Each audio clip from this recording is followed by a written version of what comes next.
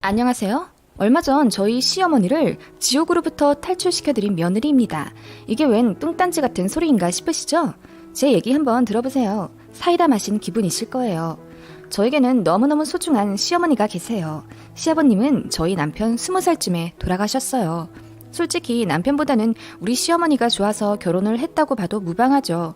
처음 인사드리러 간 자리에서 어머님이 제 손을 잡으시며 하신 말, 남의 집 귀한 딸 고생 안 시키려고 내가 그동안 우리 아들 집안일도 잘 가르치고 혼내기도 많이 했는데 그래도 혹시나 마음에 안 드는 구석이 있으면 나에게 말하거라. 내가 AS 해주마. 하시며 농담하시는 그 모습에 인품도 좋으신데 센스까지 있으신 것 같아 어머님께 반해버렸습니다. 뵈면 뵐수록 더 존경하게 됐어요. 우리 시어머님은 단 한 번도 저를 무시하시거나 아들 하시는 모습을 안 보이셨어요. 그런 어머님 밑에서 자란 남편도 너무나 가정적이고 책임감도 강했죠. 그래서 어떻게 보면 전 정말 행운아예요. 이런 시어머님과 남편을 만나 지금까지 아무 문제 없이 행복하게 잘 살고 있으니까요. 그런 저희 집이지만 딱 한 가지 문제가 있습니다. 바로 우리 시어머님이 편찮으신 시할머니 병간호를 30년째 하시며 시집살이를 당하신다는 거예요. 그것도 시누이들한테 계속 구박받아가면서요. 아버님은 돌아가신 지 20년이 다 되어가는데요. 어머님 얘기 들으면 정말 눈물이 날 정도예요. 남편이 중학생 때쯤 시할머님이 갑자기 쓰러지셨답니다. 경미한 뇌출혈이 있으셨대요. 그때 이후로 거동도 좀 불편해지셨고 엎친 데 덮친 격으로 신장 기능까지 안 좋아져 드셔야 할 약도 엄청나셨다고 해요. 운동도 거의 못하시고 약에만 의존하는 생활을 하시다 보니 근력은 점점 떨어지시고 소화 기능도 많이 약해지셔서 한동안은 미움도 겨우 드셨다고 하네요. 처음 쓰러지시고 한동안은 시아버님이 거의 시할머니를 돌보셨다고 해요. 어머님이 보험 일을 하셔서 돈을 많이 버셨기에 어머님이 더 가장 노릇을 하셨거든요.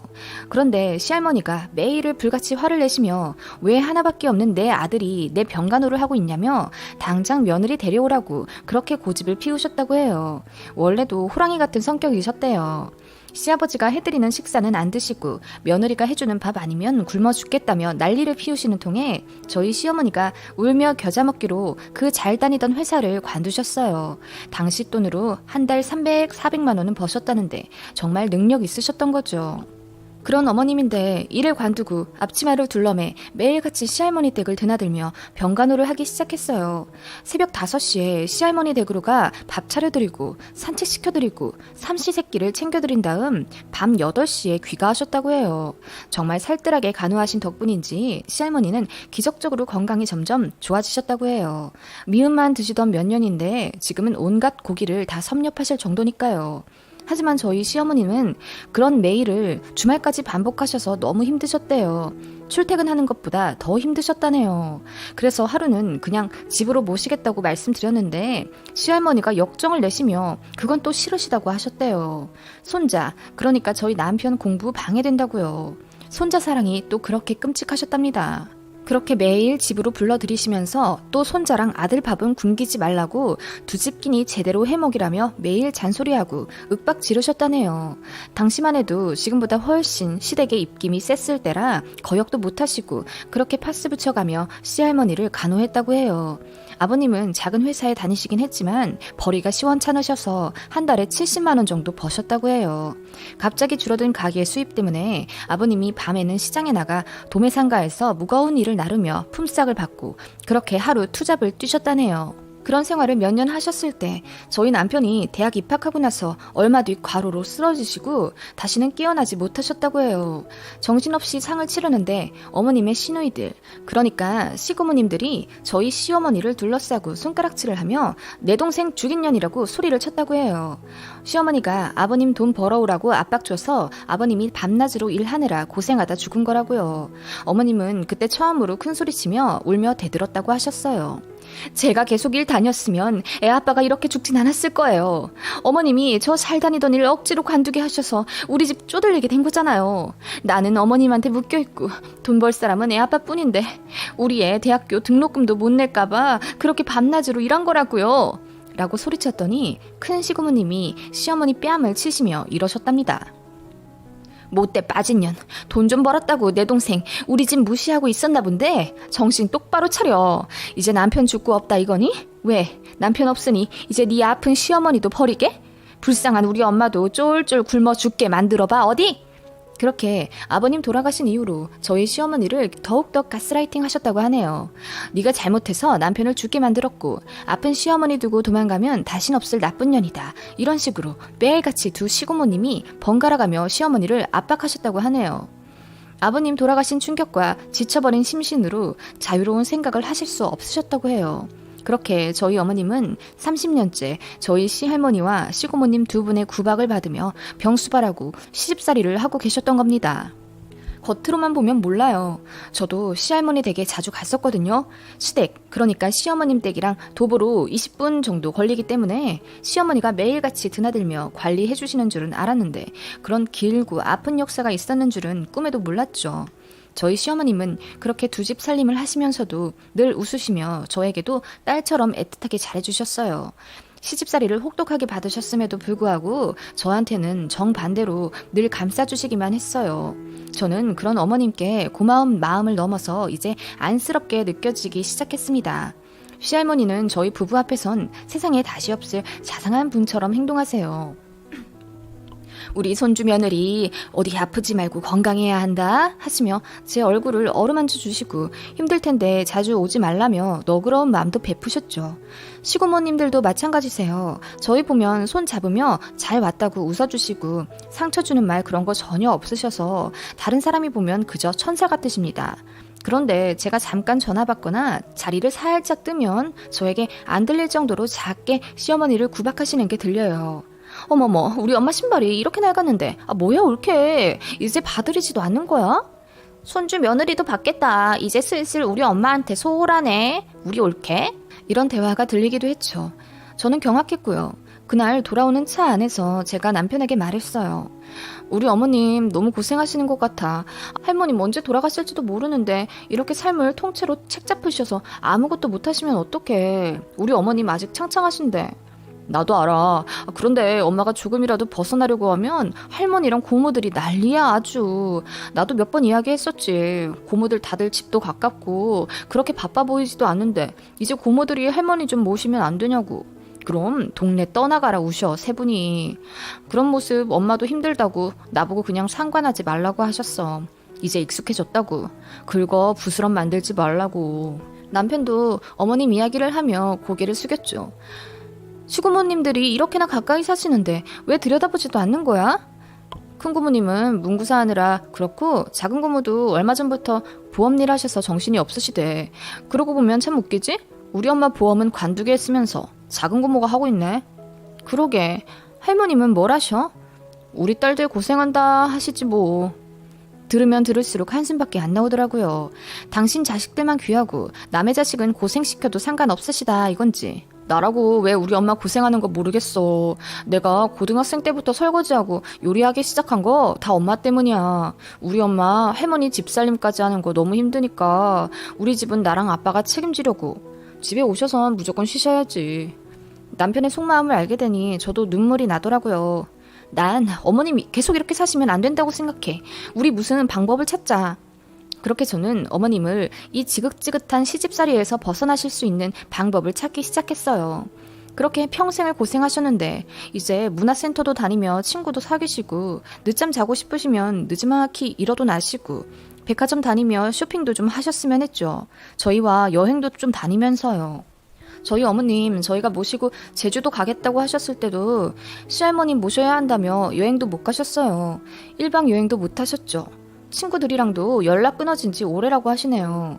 매일 새끼를 칼같이 지켜드려야 하니 외출은 언감생신. 매일같이 새벽 5시에 일어나셔서 그렇게 창살 없는 감옥 같은 생활을 하셨대요. 시할머님이 세탁기 돌리는 걸 그렇게 싫어하셔서 모든 빨랫감들을 손빨래에 씻길 정도셨답니다. 단조로운 식단을 싫어하셔서 늘 재료가 달라야 했고 뭔가 기분이 언짢으신 날은 재료가 신선하지 않다는 핑계로 다 엎어버리셨다네요. 그리고 며느리가 홀대한다고 부모님들께 전화하며 우는 소리를 하셨고 그러면 시고모님들이 바로 찾아와 삿대질하며 저희 어머님을 못살게 구셨다고 하세요. 그런 괴롭힘을 몇십 년 당하신 거예요. 저희는 어머님을 위한 반란을 일으키기 시작했습니다. 시할머님이 우리 어머님 없인 못 사시는 게 말이 안 된다고 생각했습니다. 거동이 어려우시긴 하지만 산책도 다니실 수 있고 혼자 밥도 충분히 차려 드실 수 있으세요. 시어머니의 극진한 간호와 잘 챙겨드린 영양분 덕분에 많이 회복하셨고 그래도 그 나이대만큼의 체력은 되시고요. 이건 말도 안 되는 시집살이라고 생각했습니다. 남편과 매일 상의하기 시작했어요. 이제 더는 어머님 그냥 두지 말자고. 이건 우리에게도 책임이 있다고 남편을 다그쳤어요. 남편도 반성하더니 그동안 방관한 것 같아 죄송하다고 하더라고요. 그렇게 저희는 어머님을 위한 계획을 짜기 시작했습니다. 그리고 어느 주말 불시에 시할머님 댁을 방문했어요. 문 밖에서부터 시할머님의 불호령이 들리더라고요. 아니 뭔 대낮부터 새우죽을 먹으란 거야. 이제 나 밥 차려주기도 싫다는 거냐? 아이고 서러워라. 똑똑. 할머님 어머님. 어머나 우리 손자네가 말도 없이 웬일이야. 어서 오너라. 당황하신 듯한 할머님, 그 옆에서 더 놀라신 어머님. 드릴 말씀이 있다고 하며 집으로 들어갔습니다. 그렇게 어머님이 차려주신 다과를 먹으며 이야기를 꺼냈어요. 할머님, 밖에서 들으니까 소리도 우렁차시고 많이 건강해지신 것 같으네요. 뼈가 있는 제 말에 할머님이 우물쭈물하시며 아니 애미가 실수를 좀 해서 한 소리 했는데 좀 크게 들렸나 봐 하시며 갑자기 아픈 척을 하시네요. 남편이 말했어요. 할머니, 우리 집 전세금이 많이 올라서 이제 이사 가야 할 것 같아요. 대신 회사에서 관사가 하나 나오는데 다른 부양가족 없이 저희 둘만 서류상에 올라가면 겨우 15평짜리 집을 준다네요. 15평은 너무 좁은데. 어머님이 그 얘기를 듣고 놀라시더라고요. 언제 이사 가려고 하냐며 물으셨죠. 제가 대답했어요. 이사는 반년 뒤지만 관사는 미리 접수해야 해요. 그런데 가족이 딱 3명만 돼도 24평으로 갈 수 있대요. 그래서 저희 이제 시어머니 모시고 살고 싶은데 어떠세요? 그 말에 시할머니가 더 놀라신 듯 했습니다. 그리고 말씀하시더라고요. 아니 그러면 저기 서류에만 올리면 되지 않느냐. 꼭 이사 갈 필요 있어? 네, 요즘은 허위 서류가 너무 많아서요. 가족만 올리면 되는 게 아니라 불시에 방문해서 가족 실입주 확인도 하고 그래요. 그것도 그렇지만 저희가 이제 어머님을 모시고 살고 싶어서요. 어머님 편찮으시기도 하고 아이 계획도 있어서요. 저도 일해야 해서 어머님 손 좀 1년만 빌릴까 하는데 어떠세요? 참, 할머님께서도 저희 아이 낳기 원하셨잖아요. 라고 말했더니 아무 말 못하시는 시할머님. 그리고 남편이 말했습니다. 할머니, 그동안 우리 엄마가 할머님 모시고 산 것처럼 우리 와이프도 어머님 모시고 싶대. 할머니들한테 고모들이 있잖아. 솔직히 며느리보단 딸이 편하지, 안 그래? 그렇긴 하다만. 할머님, 어머님이 그동안 할머님 모시면서 행복했대요. 저도 그런 행복 느끼며 살고 싶어요. 저 정말 저희 시어머니 많이 좋아하거든요. 이제 저희가 모시고 가서 살아도 되죠? 대답을 못하시는 시할머님. 어머님은 그냥 고개를 숙이고 계시더라고요. 아마 저희 이중을 다 꿰뚫어 보신 듯 했죠. 할머니, 우리 엄마 30년, 아니 거의 40년 동안 할머니한테 최선 다한 거 알고 계시죠? 아마 지금의 할머니 건강이 그걸 증명할 거예요. 그런데 우리 엄마는 반대네요. 이젠 엄마가 더 많이 편찮으세요. 아니 그렇게 말을 하면 내가 뭐가 되는... 할머님, 어머님이 그랬던 것처럼 저도 아픈 시어머니 깍듯이 모시며 살고 싶어요. 그렇게 하게 해주세요. 할머니, 작은 고모 보험일 잘 안 된대요. 한 달에 100만 원이나 들어오려나? 그럴 만도 한 게 보니까 일을 안 하시던데요? 매일 동네 카페에서 아줌마들이랑 수다 떨고 있는 거 제가 다 봤어요. 이제 작은 고모가 오시면 되겠네요. 남편의 뼈 있는 말에 두 분 다 아무 말씀이 없으셨습니다. 그럼 동의하시는 걸로 알게요. 엄마, 이사 준비하세요. 하며 남편이 일어나고 저도 따라 일어났습니다. 그렇게 문 밖을 나서는데 뒤에서 저희를 따라 나오신 어머님, 갑자기 눈물을 흘리시며 저를 안으시더라고요. 너희들 마음 내가 다 알아. 내 생각해준 거 정말 고맙다. 안 그래도 내 며느리도 생기고 하니 생각이 많아지더구나. 그래, 더 이렇게 살기 싫다는 생각이 들었단다. 조만간 너 할머니한테도 말하려고 했어. 이사 가려고 한다고. 고모들이 가까이 있으니 나만 맘먹으면 됐었던 걸. 뭐가 그렇게 어려워서 10수년을 살았는지 하시며 흐느끼는 어머님. 그리고 다시 한번 고맙다 하시며 한 말씀 하시더라고요. 아가, 내가 시어머니 모셔보니 그거 못할 짓이더라. 그러니 이제 이사는 내 가고 싶은 곳으로 가마. 그리고 이제 혼자 조용히 살고 싶기도 해. 관사는 나중에 아이 생기면 3명 올려서 들어가거라. 당장 전세금은 내가 해결해 줄 테니까 하셨어요. 정말 어떻게 표현 못할 정도로 어지고 마음 깊으신 우리 시어머니. 제가 이런 시어머니를 사랑하지 않을 수 있을까요? 저의 손을 잡고 영거푸 고맙다 하시는데 거칠거칠하게 느껴지는 어머님 손의 습진이 더 마음 아프게 느껴졌습니다. 언젠가 모시게 된다고 하더라도 기꺼이 기쁜 마음으로 건강하게 모시고 싶습니다. 우리 시어머니는 정말 바로 이사 준비를 하셨어요. 그리웠던 고향으로 내려가신다며 주에 한 번은 시외버스 타고 지방에 가셔서 부동산을 보시네요. 다행히 아버님 예전 사망보험금도 그대로 있고 지금 사시는 집값도 많이 올라 여유가 있으시다네요. 마당 있는 조용한 전원주택 하나쯤은 어렵지 않게 구하실 것 같다고 하셨어요. 내려가시면 봉사도 하고 간단한 일이라도 하겠다며 설레어하셨죠. 고향 쪽에 친구분들도 계시니 이제 도란도란 자유롭게 사실 수 있겠죠? 저희도 자주 내려오겠다고 약속드렸습니다. 고모님들이 어머님 댁에 한번 쳐들어와 따졌다고 하네요. 그런데 어머님이 이전과는 다르게 강경히 나오시니 더 어떻게 못하셨다고 하세요. 하긴 딸들이 엄마를 챙겨야지 본인들은 가까이 살면서 놀고 시누이만 부려먹는 거 웃긴 일이잖아요. 우리 시고모님들 이제부터라도 효도하며 사셨으면 좋겠습니다.